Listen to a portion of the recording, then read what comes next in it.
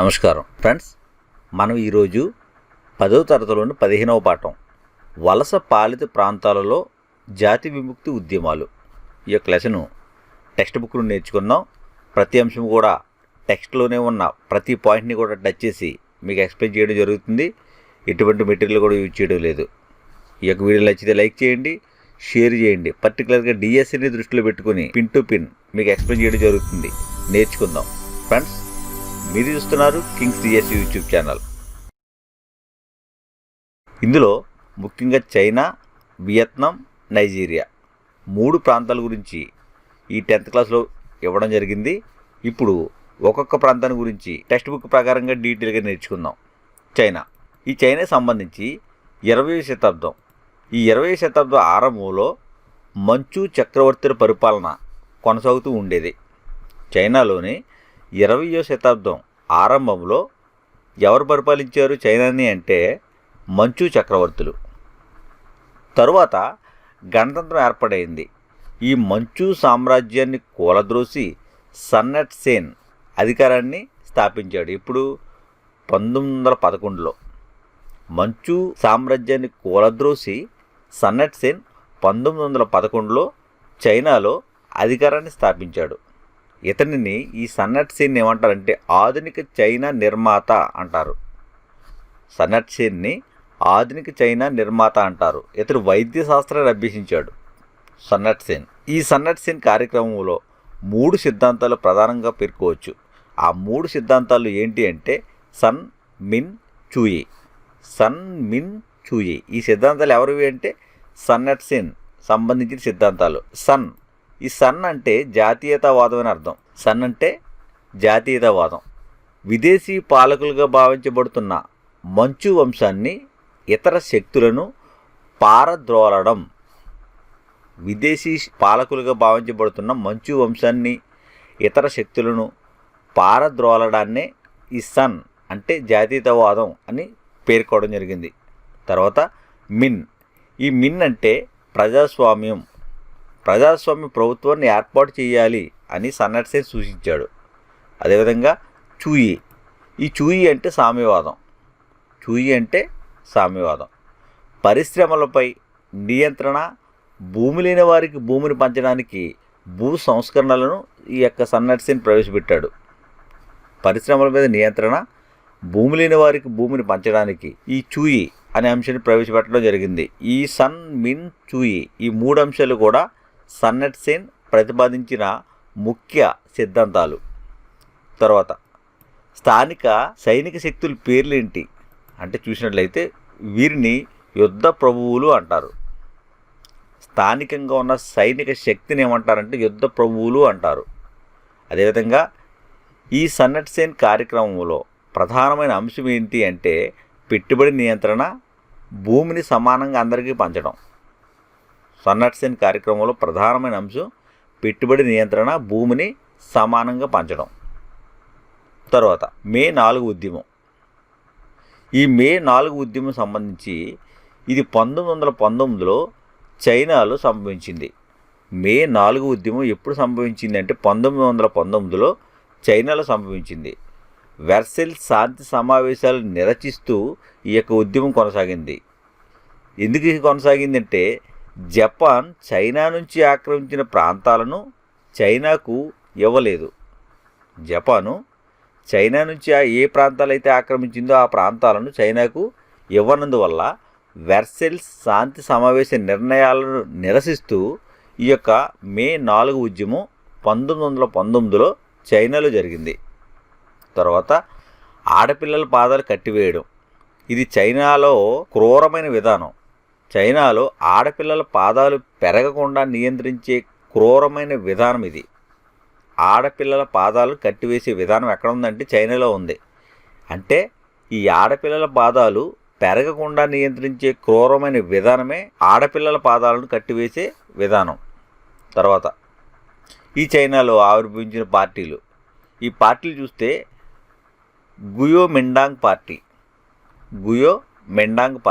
ఈ గుయో మిండాంగ్ పార్టీ ఇది జాతీయ పార్టీ. గుయో మిండాంగ్ పార్టీ జాతీయ పార్టీ. దీనిని KMT అని పిలుస్తారు.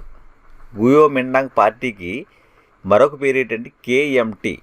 ఈ పార్టీకి సన్నట్ సేన్ భావనలు ఆధారం అయ్యాయి. ఈ గుయోమిండాంగ్ పార్టీకి సన్నట్ సేన్ భావనలు ఆధారం అయ్యాయి. ఈ పార్టీ గుర్తించిన ప్రధానమైన అంశాలు 4 ఉన్నాయి. ఆ 4 అంశాలు ఏంటి అంటే కూడు, గుడ్డ, ఇల్లు, రవాణా. ఈ 4 అంశాలని బేస్ చేసుకుని ఈ గుయోమిండాంగ్ పార్టీ అనేది ప్రాచుర్యం పొందింది. ఈ పార్టీలో ఉన్న ప్రధానమైన అవసరాలు 4 ఉన్నాయి. ఈ పార్టీ గుర్తించిన అవసరాలు, గుయోమిండాంగ్ పార్టీ గుర్తించిన అవసరాలు ముఖ్యంగా 4 ఉన్నాయి. కూడు, గుడ్డ, ఇల్లు, రవాణా. తర్వాత చియాంగ్ కైషేక్ అనే ఆయన సన్నట్ సేన్ మరణించిన తర్వాత పార్టీ నాయకుడిగా, గుయోమిండాంగ్ పార్టీ నాయకుడిగా పేర్కొబడ్డాడు. చియాంగ్ కైషేక్ అనే ఆయన సన్నట్ సేన్ మరణించిన తర్వాత గుయోమిండాంగ్ పార్టీ నాయకుడు ఎవరంటే చియాంగ్ కైషేక్. ఈయన 1887 నుంచి 1975 ఈ మధ్యకాలంలో జీవించాడు. ఈయన చియాంగ్ కైషేక్ కలిసి పనిచేసే సహజాత అలవాటు పెంపొందించుకోవాలి అని కోరాడు.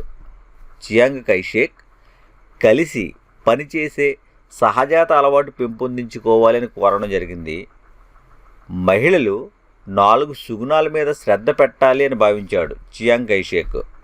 మహిళలు 4 సుగుణాల మీద శ్రద్ధ పెట్టాలి అని భావించడం జరిగింది. ఆ 4 సుగుణాలు ఏంటి అంటే పాతివ్రత్యం, రూపం, మాట, పని. మరొకసారి పాతివ్రత్యం, రూపం, మాట, పని, ఈ 4 సుగుణాల మీద మహిళలు శ్రద్ధ పెట్టాలి అని చియాంగ్ కైషేక్ భావించడం జరిగింది. తర్వాత ఆధునిక ప్రగతి కేంద్రానికి ఉదాహరణ షాంఘై నగరం. ఈ గుయోమిండాంగ్ పార్టీ ఆధునిక ప్రగతి వైపు అడుగులు వేసింది అనడానికి షాంఘై నగరాన్ని ఉదాహరణకు పేర్కోవడం జరుగుతుంది. ఇక్కడ ఈ చైనాలో గోడ పత్రికల మీద ఉన్న సారాంశం ఏంటి అంటే పాత ప్రపంచాన్ని కూలగొట్టు, కొత్త ప్రపంచాన్ని నిర్మించు. ఇది సారాంశం.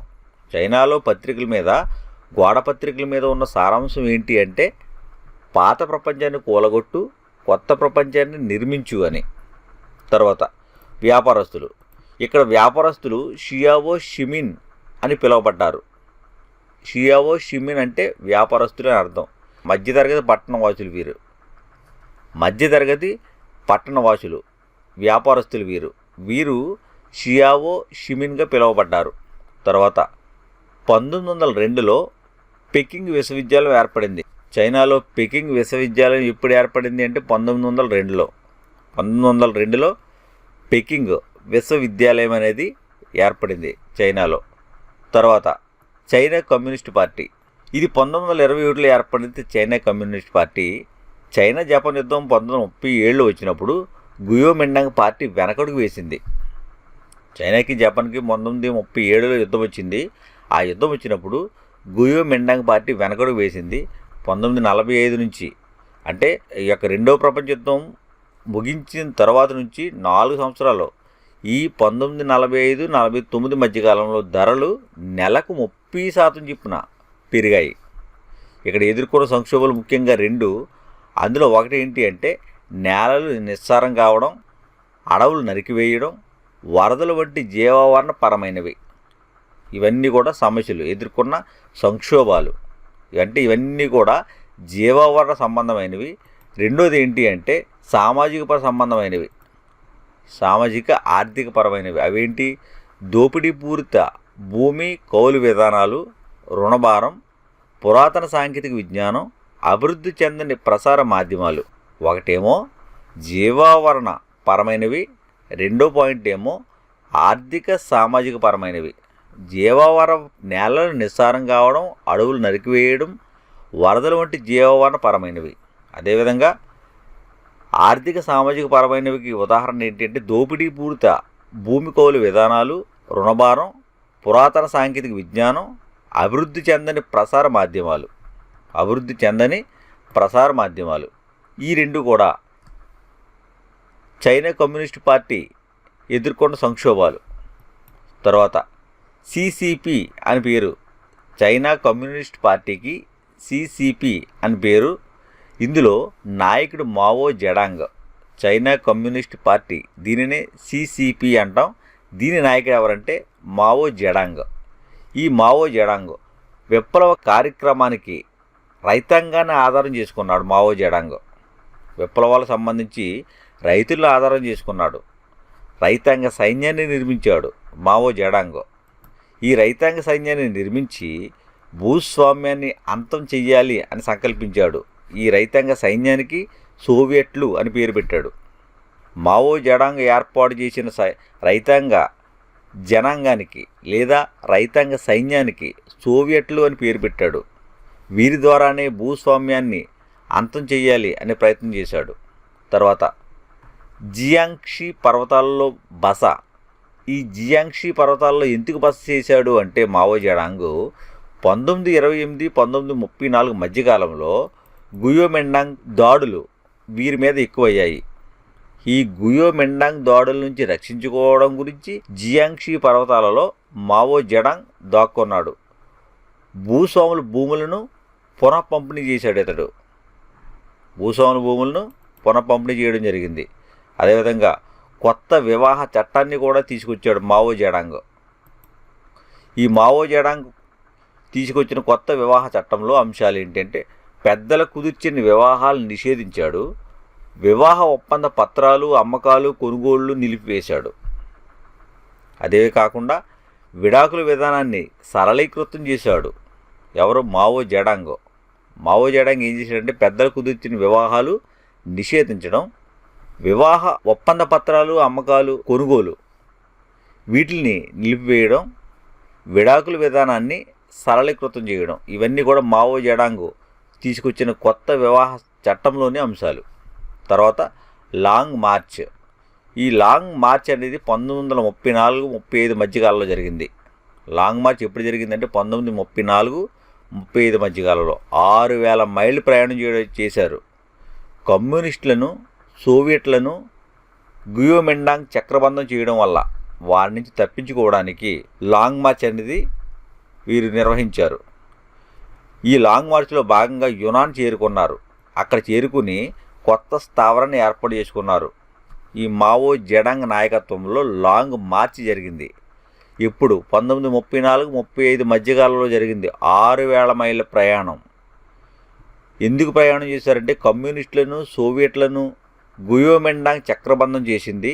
ఈ చక్రబంధం చేయడం వల్ల ఈ గుయోమెండాంగ్ దాడుల నుంచి రక్షించుకోవడానికి యునాన్ చేరుకున్నారు. ఆ యునాన్లో కొత్త స్థావరాన్ని ఏర్పాటు చేసుకున్నారు. దీనినే లాంగ్ మార్చ్ అని పేర్కోవడం జరిగింది.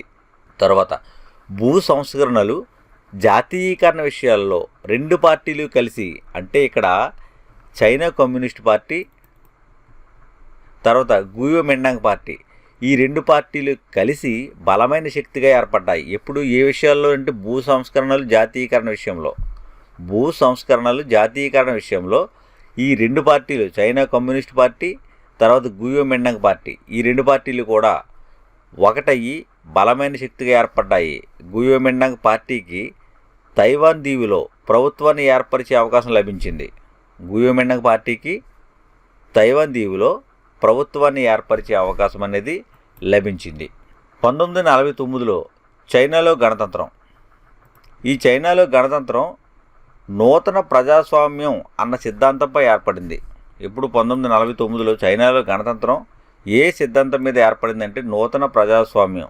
నూతన ప్రజాస్వామ్యం అన్న సిద్ధాంతం మీద చైనాలో గణతంత్రం 1949లో ఏర్పడింది. నూతన ప్రజాస్వామ్య సిద్ధాంతం భూ సంస్కరణ ప్రక్రియలో ప్రధాన భూమిక పోషించింది. భూ సంస్కరణ ప్రక్రియలో ప్రధాన భూమికను పోషించింది ప్రాంత స్థాయి భూ సంస్కరణల సంఘం. భూ సంస్కరణలో ప్రధాన భూమికను పోషించింది ఏది అంటే ప్రాంత స్థాయి భూ సంస్కరణ సంఘం. 43% చైనా సాగు భూమిలో 60% గ్రామ ప్రజలకు పంచారు. 43% చైనా సాగు భూమిని 60% గ్రామ ప్రజలకు పంచడం జరిగింది.